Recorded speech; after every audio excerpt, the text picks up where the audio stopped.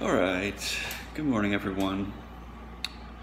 I just got a video from an acquaintance in which he describes his fury about the ignorance of climate change and how the world is going to an end, and how people just don't do anything, and how you should vote for the right party who is all about the environment. And with this whole discussion and this hysteria about climate change, it really shows what's wrong with today's society and with the individual. Now, as a coach, I'm dealing with this topic each and every day, and I ask everyone who feels passionate about climate change, environment, I ask you, what is a measurable, tangible goal that you try to attain through your actions? What is a measurable, tangible goal that you try to attain through your actions? Because if you cannot declare a tangible goal, how can you measure the success? I mean, there's so many aspects, so many influences when it comes to climate as a phenomenon, and it's simply retarded to wanting to stop change. Let's stop climate change, as if the climate has at some point not changed. So we cannot stop change. If there's something that is that will always happen, it is change. And wanting to resist change, it means that you will end up frustrated and depressed. So what is your tangible goal? Like, say, decrease global temperature 1% or something? How the fuck can you do that? And how can you manipulate all of the factors that are involved in climate change?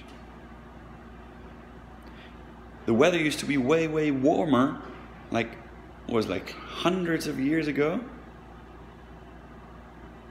I think thousands of years ago, when they were even vineyards in Scotland and shit. It was like 2,000 years ago or something like that.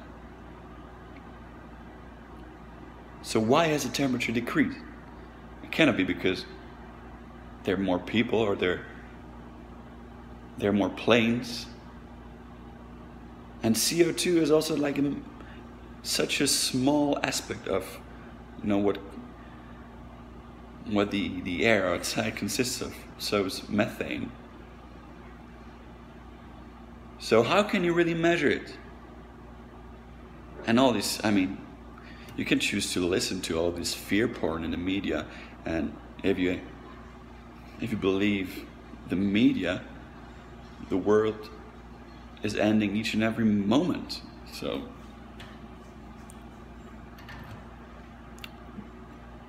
how do you measure it? How do you take into account all of the factors and aspects? Now, this is also wrong, fundamentally wrong, with academia as a mass phenomenon. You try to solve something purely in your head. But for each study, or for each hypothesis, you have a study that verifies or falsifies. So people are confused. Of course people are confused. Because there's so much, it's like an overload of information. And in the end, you choose the informations that suit your belief system.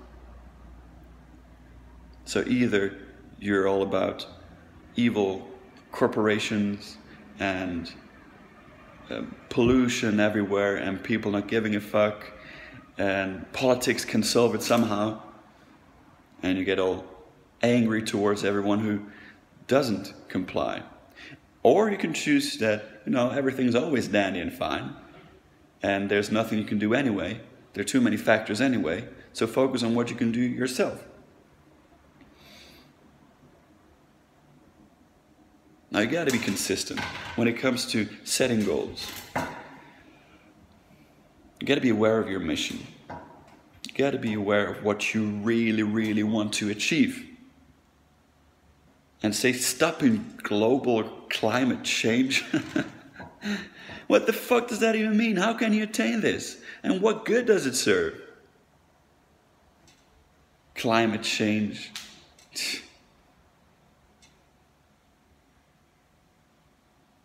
People are so confused. They're just so confused. And that's, confused people who think they know and get angry when you disagree. Such a waste of time and energy. So take a step back, take a deep breath in, and ask yourself, which side you're on anyway?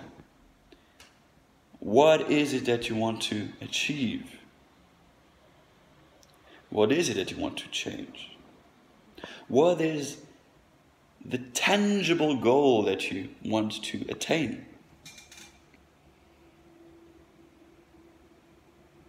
Now, I can only give you my constructive criticism and my solution of this whole topic. Because there's so many opinions, and because there's so much fear-mongering, and because there's so much confusion, it's an illusion that you can somehow solve this issue on a geopolitical stage. First, you got to know what really, really works, and then this topic you cannot. I mean, I'm happy that people want to make change for a better, but make your goals tangible. To me, it all has to do with consciousness and respect.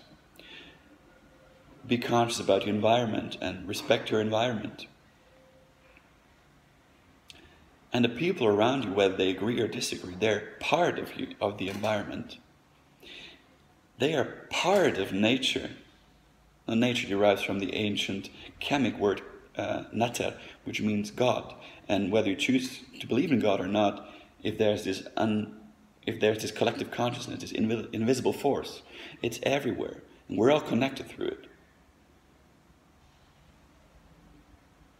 So respect nature, respect other people's opinions as well. Be empathic about it. Don't try to force your opinion down someone else's throat without having considered the other. That's actually the textbook definition of respect. It derives from spectare, which means to look at, and re, so to look at something again. So if I am not only looking at the world from my perspective, but also from the perspective of the other, like fully, that means that you respect the other. And then you can get your message through. Then you can really talk to each other and not just yell at each other and make the other feel bad for their belief system. Well, I guess I'm going to end with this. All I want to do is for us to get together and to have a proper conversation about what we really want, what we really want to achieve, and how we're really going to achieve it. So let's talk. Let's take a deep breath in, because when fear takes over, it's hard to get a clear thought. Meditate, breathe in, breathe out. And let's have a clear picture so we can reach the goals as well. Have a beautiful day, everyone.